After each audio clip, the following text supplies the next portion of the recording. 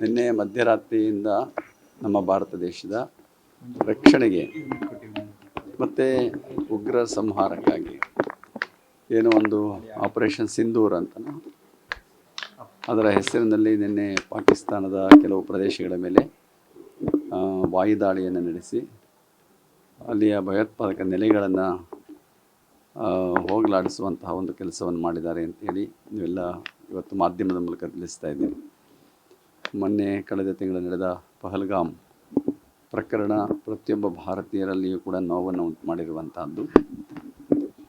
ಅದರಲ್ಲಿಯೂ ಕೂಡ ಅವರ ಮನೆಯವರ ಎದುರುಗಡೆನೇ ಅವರನ್ನು ಜೀವ ಹತ್ಯೆ ಮಾಡಿರುವಂಥದ್ದು ಅದು ವರ್ಣಿಸಲಿಕ್ಕೂ ಸಾಧ್ಯವಾಗದೇ ಇರುವಂತಹ ನೋವು ದುಃಖದ ಸಂಗತಿಯಾಗಿದೆ. ಇಂತಹ ಸಂದರ್ಭದಲ್ಲಿ ಅಂತಹ ಭಯೋತ್ಪಾದಕ ಚಟುವಟಿಕೆಗಳು ಮುಂದೆ ನಡೀಬಾರ್ದು, ಅಂಥ ಯಾವುದೇ ಘಟನೆಗಳಾಗಬಾರ್ದು ಅನ್ನುವಂಥದ್ದೇ ಭಾರತ ಉದ್ದೇಶ ಆಗಿರುವಂಥದ್ದು.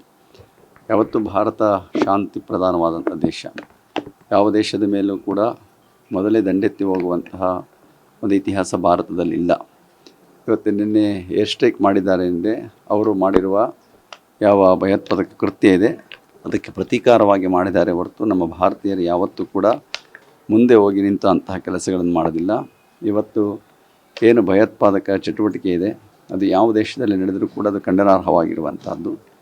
ಅದು ಅಳಿಯಬೇಕು. ಇವತ್ತು ವಿಶ್ವದಲ್ಲೇ ಶಾಂತಿ ನೆಮ್ಮದಿ ಇರಬೇಕು ಅನ್ನುವಂಥದ್ದೇ ಪ್ರತಿಯೊಬ್ಬರ ಬಯಕೆ ಆಗಿರುವಂಥದ್ದು.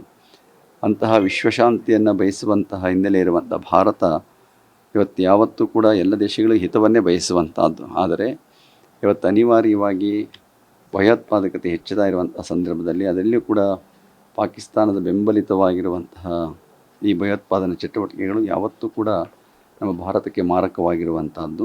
ಆ ಹಿನ್ನೆಲೆಯಲ್ಲಿ ಅವರು ಕ್ರಮಗಳನ್ನು ಕೈಗೊಂಡು ಅಲ್ಲಿ ಯಾವುದೇ ನಾಗರಿಕತೆಗೆ ಏನು ತೊಂದರೆ, ನಾಗರಿಕ ಜನಗಳಿಗೆ ತೊಂದರೆ ಆಗದೆ ಭಯೋತ್ಪಾದಕ ಚಟುವಟಿಕೆಗಳಿಗೆ ಅವರಿಗೆ ಹಿನ್ನೆಲೆಯನ್ನು ಇಟ್ಕೊಂಡು ಏನು ಹಿಂದೆ ಒಂದು ಸ್ಟ್ರೈಕ್ ಮಾಡಿದ್ರಲ್ಲ ನೇರವಾಗಿ ಅಲ್ಲಿಗೆ ಹೋಗಿ ಅವರ ಹತ್ಯೆ ಮಾಡುವಂಥದ್ದು.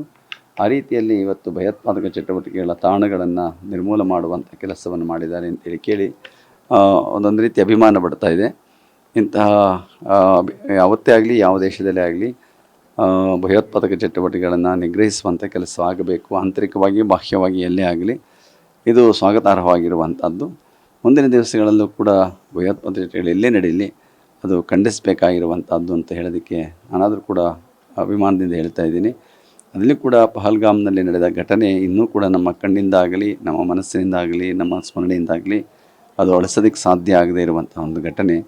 ಅಂತಹ ಕೃತ್ಯಗಳು ನಡೆದಿರುವಂಥದ್ದೇ ನಮ್ಮ ದೇಶಕ್ಕೆ ಇವತ್ತು ಈ ರೀತಿಯ ಸ್ಟ್ರೈಕ್ ಮಾಡೋದಕ್ಕೆ ಕಾರಣ ಆಗಿರುವಂಥದ್ದು.